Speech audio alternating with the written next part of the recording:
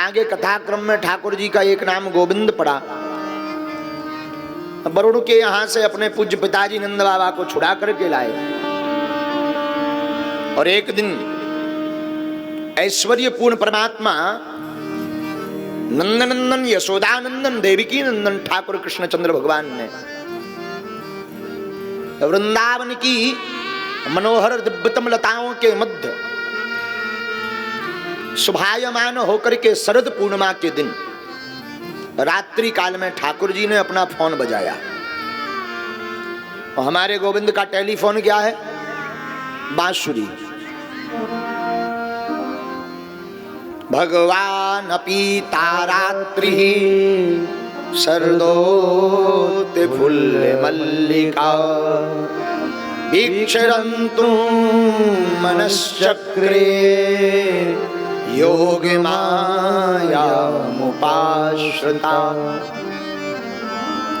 हमारे गोविंद की बैडू का नाद कितना मधुर है, इतना लावण्यमय है, इतना आनंददायी है कि जब ठाकुर जी ब्रजधाम वृंदावन में यमुना के किनारे कदम्ब के वृक्ष के नीचे खड़े होकर के तीन जगह से टेढ़े पैर के ऊपर पैर रखते, कमर को जरा लचका लेते, सिर को जरा तिरछा करते और अपने लाल लाल होंठों पर बांसुरी को रख करके जब तान छेड़ते तो ठाकुर जी की बांसुरी की मधुर तान के करुण क्रंदन लावण्यमय गदगदता के सुर को सुनकर के अमलादिक देवता, बड़े बड़े देवता, अमलात्मा विमलात्मा महात्मा और वहां तक की बहने वाली कलकल किन्नौद करने वाली कालिंदी मां जमुना जी बैरू के नाद को सुनकर के ठहर करके पत्थर बन जाती है। हमारे गोविंद इतनी सुंदर बांसुरी बजाते हैं। श्री कृष्ण बनचंद्र सरकार जब अपनी बैणु के नाद का स्वर छेड़ते हैं तो ठाकुर की बैणु के नाद का स्वर ऐसा गुंजायमान होता, संपूर्ण ब्रजमंडल से लेकर के दसों दिशाओं में ऐसे फैलता जैसे इत्र की खुशबू फैल जाती। और ठाकुर की बांसुरी की तान को सुनकर के शिवलोक में विराजमान भूत भावन महादेव का ध्यान समाधिस्थ खुल जाती और ठाकुर की बांसुरी की तरफ खिंचे चले आते हैं।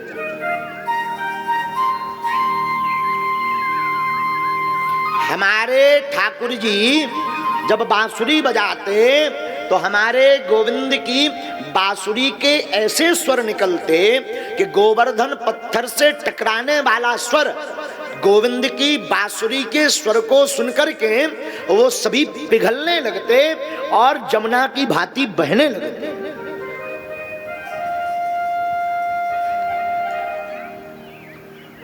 हमारे ठाकुर जी जब ब्रजमंडल श्रीधाम वृंदावन में कदम्ब के वृक्ष के नीचे पीतांबर पहने, ठाकुर जी जब ब्रजधाम वृंदावन में कदम्ब के वृक्ष के नीचे पीतांबर पहने हैं, मोर मुकुट धारण किए, काला काला काजल गोविंद की आंखों में लगा और घुंघलाली लटें लटक रही हैं।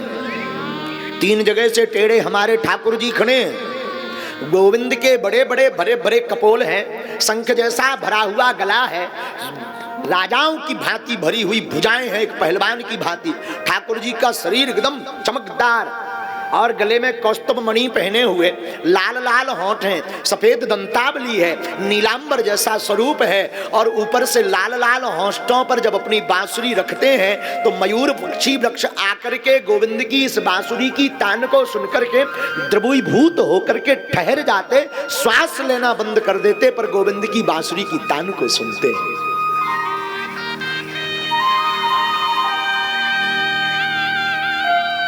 ब्रजांगनाएं, ब्रज की गोपियां ठाकुर जी की बांसुरी को सुनकर के चिल्लाती,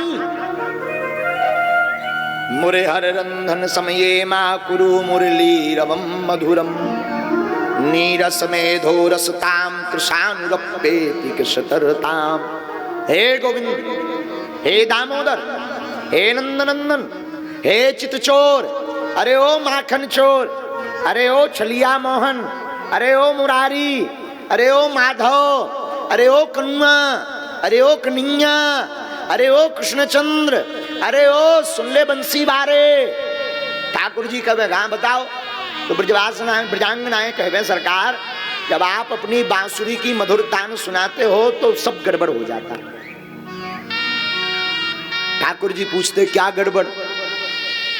ब्रजांगनाएं बोली सरकार, जिस वक्त आप बांसुरी बजाते हो उसी वक्त हम रसोई बनाते हैं।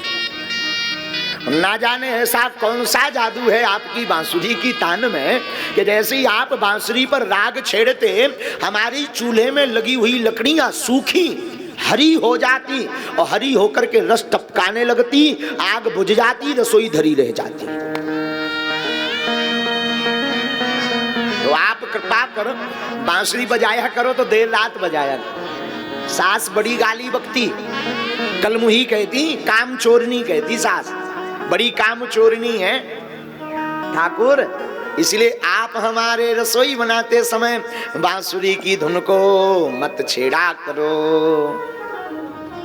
इतना प्रेम करती ठाकुर जी गोपियों के वशीभूत हैं। शेष महेश गणेश दिनेश सुरेश सहु जाई निरंतर ध्यावे, ताहे अहीर की छोहरिया, छछिया भर छाछ पे नाच नचावे। ताहे अहीर की छोहरिया, छछिया भर छाछ पे नाच नचावे। किसको? शेष महेश गणेश दिनेश सुरेश हो जाए निरंतर ध्यावे। जिस भगवान के दर्शन के लिए बड़े बड़े अड़मादिक देवता तपस्या करते, ध्यान करते, योग करते, पर एक झलक नहीं दिखाई पड़ती। और धन्य है अहीर की छोहरियां। ताहे अहीर की छोहरियां, छछिया भर छाछ पे। क्यों?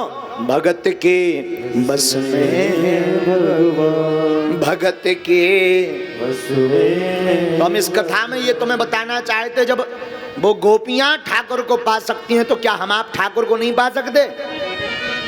बोलो, पा सकते हैं। श्रद्धा अगर मजबूत हो, गुरु कृपा हो तो गोविंद आज भी दौड़े चले आएंगे।